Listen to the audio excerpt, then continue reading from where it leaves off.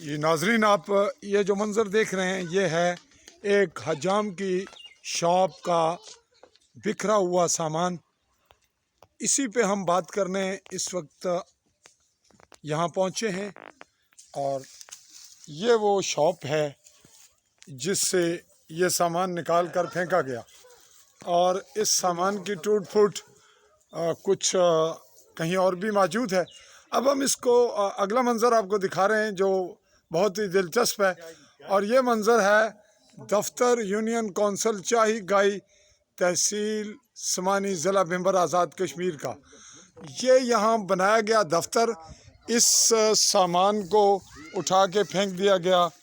یہاں پہ یہ کہنا ہے یہاں کے کچھ مقامی لوگوں کا اور اس کا جو اس سامان کا مالک ہے. کچھ سامان ہم اندر آپ کو دکھا رہے ہیں، اس پہ بھی بات کرتے ہیں. یہاں یہ سامان اس کا کچھ یہاں موجود ہے. یہ اس حجام کی دکان کا سامان، 2 کرسیاں اور اس کا دیگر ساز و سامان یہاں پھینک دیا گیا. السلام علیکم. وعلیکم السلام جی. یہ سامان جی ادھر حجام کی دکان تھی، کیا نام تھا حجام کا؟ وہ نام اس کا رؤف. رؤف. اچھا رؤف، ظہور کا بیٹا. ظہور، ہاں ظہور کا بیٹا ہے. اچھا کیا ہوا پھر؟ وہ ادھر کام کرتا تھا تو اسی طرح وہ سمانی اپنا چائے والوں سے جھگڑا ہوا تو وہ دکان ویسے ہی چھوڑ کر بھاگ گیا لڑکا. دکان چھوڑ کر یا بند کر کے چلا گیا؟ بند کر کے. ہاں.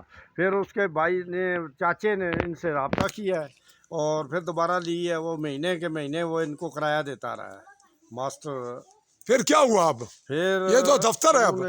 پھر یہ الیکشن والے دکان ڈھونڈ رہے تھے.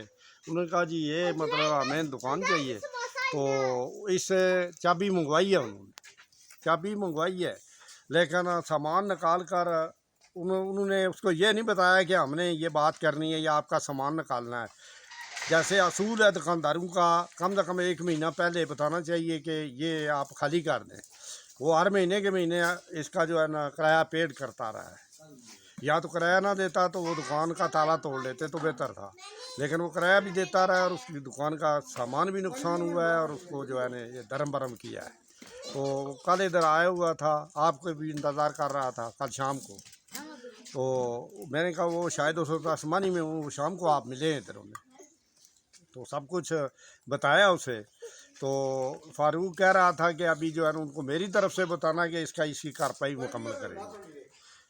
آپ تمام لوگ میڈیا کو خود تلاش کر رہے تھے؟ ہاں خود تلاش کر رہے تھے. تو مطلب آپ کا یہ ہے کہ یہ جو دفتر یونین کونسل کا بنا ہے تو سامان انہوں نے تو دکان لے لی، انہوں نے یونین کونسل والوں نے، چیئرمین نے، لیکن سامان توڑنے کا اور سامان نکالنے کا ذمہ دار تو وہ ہے جس کی دکان تھی. ہاں جس کی دکان تھی.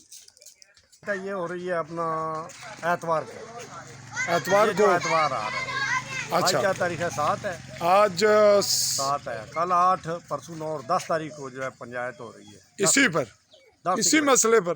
ہاں اسی مسئلے پر. جی ناظرین، اس پہ ہوگی پنچایت اور بات چلے گی کہ یہاں اس کا جرم یہ تھا کہ وہ نائی تھا، چھوٹی فیملی سے تھا، غریب برادری سے تھا اور اس کو یہ دکان خالی کرنے کے لیے نوٹس دینے کے بجائے اس کا سامان اس کو کہتے کہ اٹھا لیا جائے یا کم از کم اس کا سامان توڑا نہ جاتا، نکالا نہ جاتا، اور اگر نکال دیا گیا تو ٹوٹ پھوٹ نہ ہوتی.